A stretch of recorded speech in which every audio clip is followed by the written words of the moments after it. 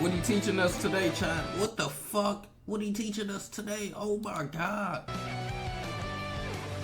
What the fuck? We gotta learn.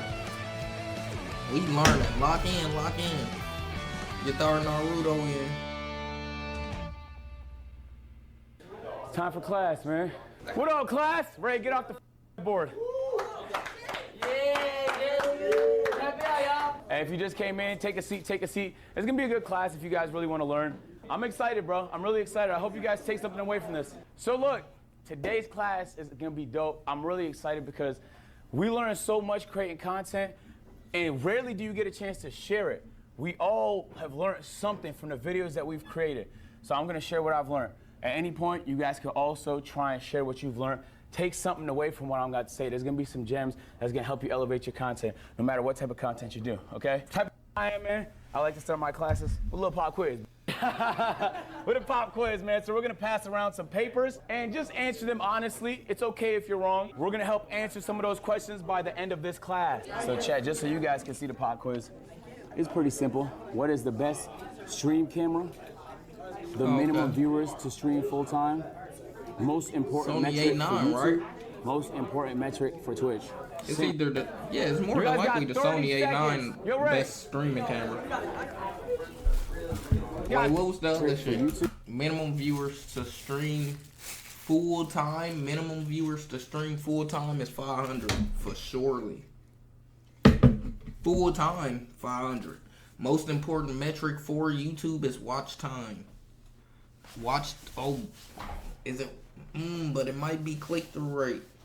Watch time and click through rate. It's between those. Most important metric for Twitch. Concurrent viewers for surely. Easy. Most important metric for Twitch. Simple shit. You guys got 30 seconds. Ace this. I'm acing this test. Did you come to Streamer University to learn, or did you come here to socialize? A little bit of both. I'm gonna say Pumpkins. You're wrong. No, I'm not. DCBB. You're wrong. That's Ryan's DCBB. You're wrong. DCBB. Holy smokes, every answer was wrong. Every single way. one, you're 0 4. On God, yeah. On God? Yeah. So look, for the pop quiz, for on How you question feel one, that? you wrote A, Samsung Galaxy S25 Ultra, you are correct. You are 100% Samsung? correct. It's way better. If you do phone streams, it is. Sony A9 is a photography camera, Ray. You wrote the Sony A9. That is a photography camera that from 5 years ago, my nigga. It's a $6,000 photography camera. It is not the best for streaming. For B, if you wrote B, you are correct. If you wrote B, you are correct. 50 is the minimum viewers if you want to do it full time. You just have to optimize the 50. 50? Oh, So I ain't know just that. because your viewership is not sky high doesn't mean it's not possible to do it full time. It just means you have to optimize the 50. For question number 3, if you wrote C, watch time is the most important metric, you are correct. That's law, YouTube law. Watch time is king. 4, Watch time if you is wrote key. concurrent viewers A, you are correct. Yes, sir. All right, so yo, pay attention. Okay, I want to do some basics because there's gonna be some smaller streamers in here, but it's gonna be a lot of stuff that's not basic. If you guys have questions, feel free to ask. I'll call you when I have a chance. Depending on your budget, okay? I want to say you can stream with anything. Best You can do camera. a desktop stream with a fucking laptop Live webcam. view. On God, it doesn't matter, bro. S25 Many of the biggest Ultra, streamers from like TV Aiden, Kai, they all back. use simple cameras. Just like it could be grainy shit. It doesn't matter. People do not value quality when it comes to, if you stream in 4K, you won't get a single additional viewer as a result. I really want to clarify that because some people feel like the tech is what holds them back. If you're at exactly. a $1,000 budget, the S25 Ultra is the best. I think it's a little more than 1,000, but for a $1,000 budget, for 2.5, Ultra. it's gonna be this live view backpack. It molds together different connections so that you have a stronger overall connection. It's more expensive, but you can connect it to a bigger body camera. So the overall price is gonna be a little bit higher, but it's going to be worth it. Now, if you're a big streamer, there's no reason why you don't get this one. I don't know how new it is, because we just got it. We just got it 4 months ago, but it's cracked. Like, it's prioritized data. $30,000? Y'all niggas is spending $30,000 on a book bag to stream? Oh my God, I need to get my money up. We are spending $30,000 just to stream? Like, what am I doing with myself? $30K to stream is crazy. Oh my God. And it's so hard for me to lag. It's very hard. Especially if you do a lot of IRLs. If you do desktop and gaming, obviously this stuff isn't required. I'm telling you, bro. I had a couple large streamers ask me yesterday whether 30,000 was a worthwhile purchase. It's your job, right? So like we spend money on dumber things. Ray, for example, bought a Supra for $50,000. You get what I'm saying? So if you could buy a Supra for $50,000, you could buy this bag for $30,000. Feel me? I got an apartment for absolutely no reason just to see if I'd like it. So keep that in mind. You spend money doing dumb shit. All the time doing dumb shit. Why not spend money investing in your business, bro? I feel like we get stingy when it comes to shit like this, but then we spend bags on shit when it comes to luxurious stuff. Louis Vuitton, this, that, the third. This is what's important. Just remember that. This is what's important. Twitch discovery. Who here streams on Twitch? Okay, we know Twitch has no discovery. It's unfortunate. It's really challenging to get new people to see your content. Unless they're browsing on the huge tab of thousands of other streamers in your category, and then why pick yours? You can't put a thumbnail up there. It's very hard to get noticed. So it truly is non-existent. The way people get discovered on Twitch is through other platforms. If you're big on YouTube, especially if you're big on TikTok. Do we have anyone whose primary platform is TikTok? This is your opportunity. TikTok is the best way for new people to see your face. You're going to want to transfer those people over to your stream. So followers per hour is the only kind of relevant metric I've seen on Twitch. So just remember, like, you want people to follow. It's not a pointless metric. It's not an empty number. It's the only kind of relevant metric. Yeah. I don't know how true it is because obviously I'm not an engineer, but many people have said that's how you end up right over here. If Twitch noticed a lot of new people is following your channel, they're way more likely, even if you're not being followed, to put you on the list of people over here, which means there's a form of discovery, even though it's very challenging, that exists. I would say like collabing, meeting people and stuff like that is super, super essential. This is as good as it gets, unfortunately. Maybe that changes one day, not right now. YouTube discovery. This is where the opportunity lies, ladies and gentlemen. I'll be honest with you. This really, you could do 10 classes on this and not completely tell the whole story. So it's not, I'm gonna be summarizing a lot, but watch time is king. I'm gonna give you some examples. So 2 recent videos I uploaded to my channel, most expensive Pokemon card opening. This is what I would call a low appeal video, right? Even the thumbnail kind of insinuates that it's a reaction more than an actual opening. Like, people are getting a quick snapshot. You're one of 50 videos on a page. You're competing for everybody's attention. They could only click one video. This one didn't perform all that well. It did 57,000 views. This one, on the other hand, my reactions tend to do really well. Part of YouTube is understanding your audience. Something that does well for me might not do well for Ash. It might do differently for the next person. So you have to understand what your audience likes. If you're not going back to see what performed well, you actually don't care about growing. I'm being honest. Exactly. If you don't go in your analytics every few days to see how your video's been performing, any adjustments you need to make, you don't care about growing, you just want to grow. What's that?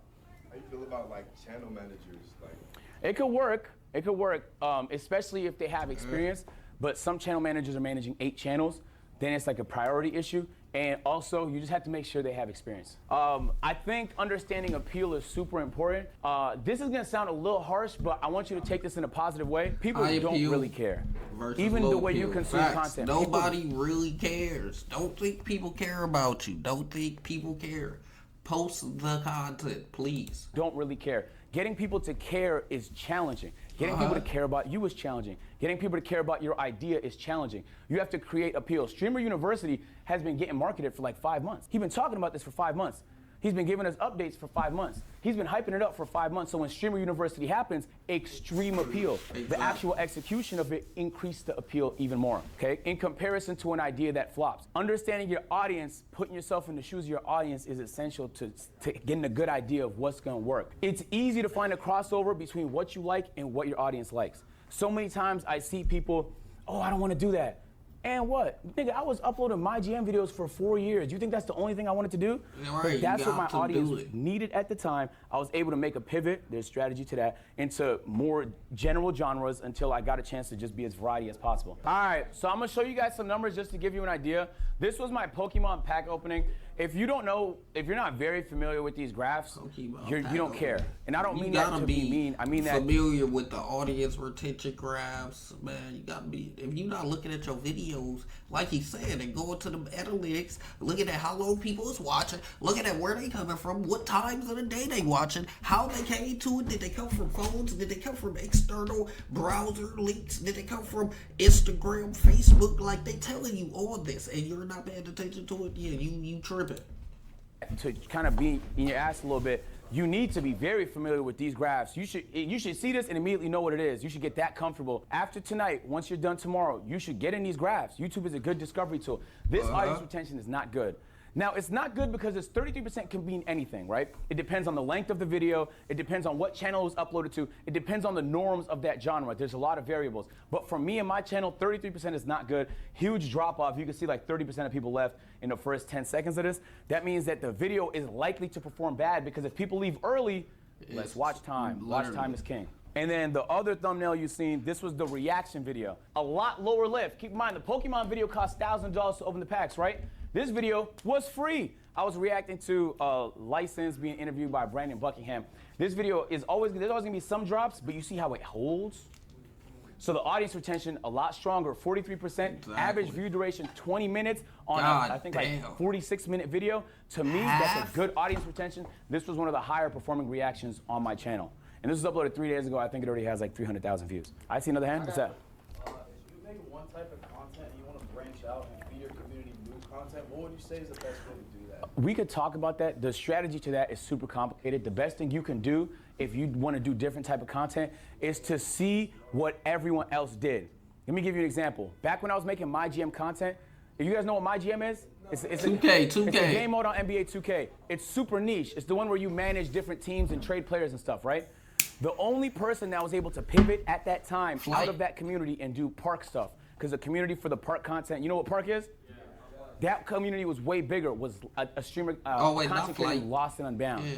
I studied everything the nigga did. Every video to the T. I watched everything he did to learn how he went from my GM to park, and I did it. So I was able to do the same thing. So part of it is just studying. There's people that have done it before you. The likelihood that you're the first one to do it is very low. So you should be researching what other people around you are doing. So this was the watch time a few months ago on the channel when it wasn't performing all that well. Sorry, this is not the pocket watching class. We blocked the revenue. Wow. So the watch time is 3.3 million. In March, 3.3 million watch time hours, 12.1 million views. When you see that number, the first question you should ask is, how do I get that number up? To get people to watch longer videos. That's one strategy. Can you think of another strategy? Upload more. Correct. Do more, higher frequency. Part of strategy is also uploading more. This is a clip channel. The more I upload, the higher the watch time. The higher the watch time. So this is the number you really want to spend a lot of time focusing on. We made a lot of changes to the channel to optimize the content, and in a month's time, the watch time is looking like this. The average views per video is up significantly. The audience retention is up significantly. People are caring about the content a lot more. So I'm showing you to say 3.3 to 3.8 is not gonna blow nobody's socks off, but it was $20,000 more. You get what I mean? So like, don't think about it like, oh, it's a marginal improvement. It's a very, very big improvement. It's a very big improvement. Ooh, if you can make those month over month, imagine where you will be in a year. Wait, how did you systematically do that though? We uploaded more. We started doing recaps in the videos that were way higher appeal. So this is a whole different ballpark of trying to retain people's attention once they click on the video. We just made the videos way more interesting to watch for people that watch the content and for people that don't know me and just watching for the first time.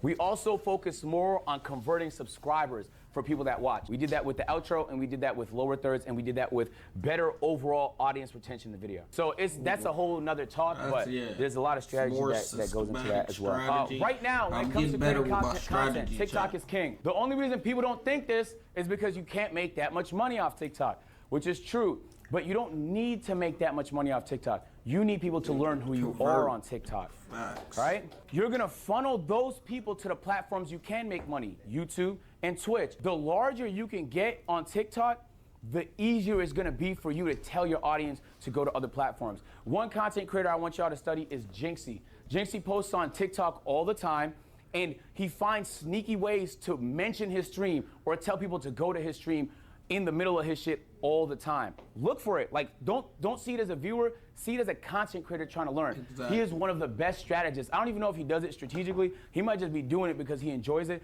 but he'll do like funny motivational stuff on TikTok. He'll go play golf or funny shit on TikTok. He'll do content and he'll mix in a reminder to go to where he wants them, his stream. I also mean TikTok is king because TikTok Live is now very, very powerful. If you say nigga, you will be blacklisted. Yeah. If you don't say nigga, you should be streaming on TikTok the same time you stream on Twitch every single time. I'm being serious.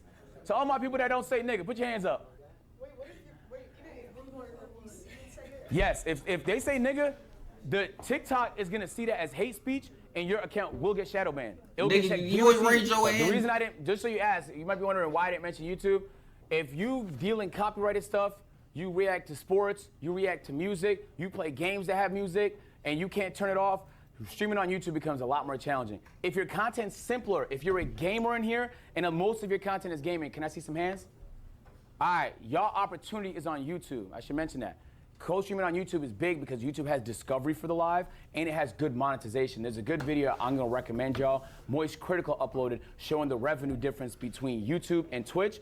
You can stand to make a lot more on YouTube if your content can fit what that platform wants. For me, it doesn't, so I don't know that much about it. I just want to say, from personal experience, that I stream a lot on YouTube, I stream on Twitch, and I post on YouTube, but none of my Twitch streams become YouTube stuff, so I made a live channel like you're talking about. Yep. And it makes way more than my Twitch, like 5 times. Yeah. It's crazy. That might change the more your ads go up on Twitch. The more your ads go up on Twitch, it might be the case that your Twitch will make more than YouTube, but it depends on the streamer. Hold on, let's make it through a little bit more of the class before we answer questions. Ideas, okay? Yo, I mean this in the nicest way possible. If you're struggling with ideas, you're gonna have a very tough time being a content creator. You guys are all very creative. Just because, nigga, I spend 3 times a week brainstorming ideas for hours. I have my strategies. Personally, I like to go on drives and play the Brand Food playlist on Spotify. Sometimes I'll lay in my bed, do my Wim Hof breathing strategies, and just brainstorm. It really depends on what you're into. Like, I have my preferences. You should be brainstorming all the time. I mean, all the time. At night, after every stream, me and my team talk. We talk ideas, we talk what's tomorrow, we talk what's next week. You should be brainstorming so much you have thousands of ideas. I'm not exaggerating. I leave my ideas on a notes, and then on each of my notes, I'll have like, oh, Saturday, I'm opening Pokemons, I got reacts, and then I'm working on the backyard. We're doing some construction to the backyard. Sunday, we were supposed to bury a TV with Ray, and then we mounted Ray's TV. Monday, we got a slow-mo cam coming to the house, we got confessions, we got whatever. So this is what I do. So if you guys watch Kai's streams, you know he has a big whiteboard. He likes to put his ideas on a whiteboard. I'm saying that to say, you could have whatever strategy you fucking want, it just depends on you, but make sure it works for you. You're gonna have an idea, and the next person's gonna do it before you. Exactly. That's tough, it happens. That's tough, it happens. So when you have ideas and you're passionate about it, jump on the idea, man. Don't wait so long before jumping on the idea. There's so many content creators that might jump to it before you, and you should be the first. How do you get the creative drive to come up with an idea? You should just always be doing it. You don't even need to feel creatively inspired. You should be like, oh, damn, at 10, I'm brainstorming, you know? For me personally, I like brainstorming with people. Sometimes I'll invite Caleb and Chris into the room and they don't talk, I just yap.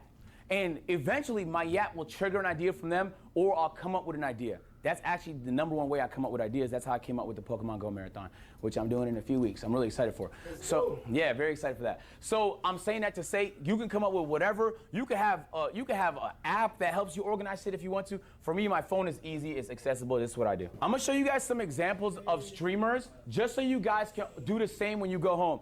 Queso is amazing, bro. Queso started on TikTok. He blew up on NBA 2K content. Okay, I do know His personality was so vibrant. His character was so appealing that he was quickly able to transition that to streaming. He took that TikTok audience, as we were talking about, and he was able to transition it into streaming. And then he was able to take that streaming audience and transition that to the YouTube. He uploads every day, 600K, 800K, 600K. He's crushing it. If he's not making like $1 million a month, I don't know who the fuck is, bro. But you wouldn't think it though. Because sometimes he's not That's in drama all the crazy. time. If you don't watch a lot of gaming content, if you're a gamer and you're not watching what Queso's doing, you're not trying. I mean that with the bottom of my heart. He is operating at such a high level and he does it so genuinely, bro. I watch his streams all the time, sometimes to learn, sometimes because he's hilarious. I also want to say something that's kind of important here. And it's like, it's something that a lot of people wouldn't consider a science, but it's his face card. Do you see the thumbnails? Yes. You could spot this nigga face from anywhere. You get what I'm saying? He puts his face on everything. It's so much easier for him. Maybe like his face is easily visible in every thumbnail. If you're on TikTok and you see his face, you know that's Queso. People seeing your face and that meaning something to them is very important. When they see Ash's face and they know, oh, he does this type of content, what do you want to be known for? Your face should immediately translate to the general audience as something you want to be known for. You get what I'm saying? And sometimes you're not in control of that. All right, Canel, this is a little bit of a alternate pick. Canel did something really interesting most people didn't realize. This is his second channel, Eugene Change his Dingleberry, name. okay? Most people grow their Twitch on TikTok, on YouTube Shorts, on Instagram Reels, the short form. He's growing it through YouTube, which is very, very interesting. He's pulling hundreds of thousands of videos per 100,000 views per video on stream clips on his second channel that he's trying to convert over to the Twitch. I think this mode is a little less efficient than TikTok. That's why I think TikTok's king, but it's another way to do it. If you're primary on YouTube, the opportunity's there too. Any platform with discovery means you could be discovered, but then you could also have the power to send them in different directions, different platforms, stuff like that. Canel did a really good job. I feel like he's a very underrated content creator, and he's the one, I really wish he made it here because I feel like he's one of the people that his content is way better than what people are currently giving him credit for. So shout out to Canel. Ludwig. Ludwig is a really, really interesting case. I was just in a tournament with Ludwig, and he drafted the worst possible team. We got fucking skunked 2 days ago. But he's a great guy, though. He does YouTube-focused streams. He'll spark his stream, mid-stream, start a YouTube video. Hey guys, welcome to YouTube video. Today this is a generic intro. His is gonna be a lot more optimized, but you see the thumbnail. Every part of this thumbnail is by design. This nigga is a master of packaging. He's a master of titling, he's a master of thumbnail, and he does a great job at cross-pollinating his YouTube and his Twitch. He had a YouTube deal for a while where he streamed on YouTube exclusively, and now he co-streams. So he's an example of somebody, including Jinxie, that co-streams, right? Do you see my content as brain rot? Say it again? Do you see my content as brain rot? Is your content brain rot? A little bit, yeah. Yeah. I really What the recommend you guys fuck? watch Ludwig because I think he's very intelligent. And he's a very good entertainer, bro. He understands the art of entertaining. He does a great job of putting together high appeal events that bring a lot of attention to him. And he challenges himself to a lot of marathons and interesting content. He has a very unique community, and it's hard to find communities like that. If you guys haven't already, please take a look at Ludwig's channel. He's one to study. He's one person you're gonna want to study. Viewers POV, this is important because as a content creator, sometimes you're so caught up in what you want and your passions that you sometimes lose sight of what people want. Facts, okay. So just because you want to do something doesn't mean it's the right thing to do, right? If you guys play game shit, can we get some hands in the sky? You stream games at all? All right, what type of games do y'all stream? Scum? Horror games, sports, wagers, Yep. stuff like that. What type of games do you stream? Usually shooters. Shooters? Like, Overwatch, Marvel Rivals. Okay, so let's do an example here. If you switched it up and played League of Legends because you wanted to, that's your right as a streamer. But it's their right to not give a fuck. You get what I'm saying?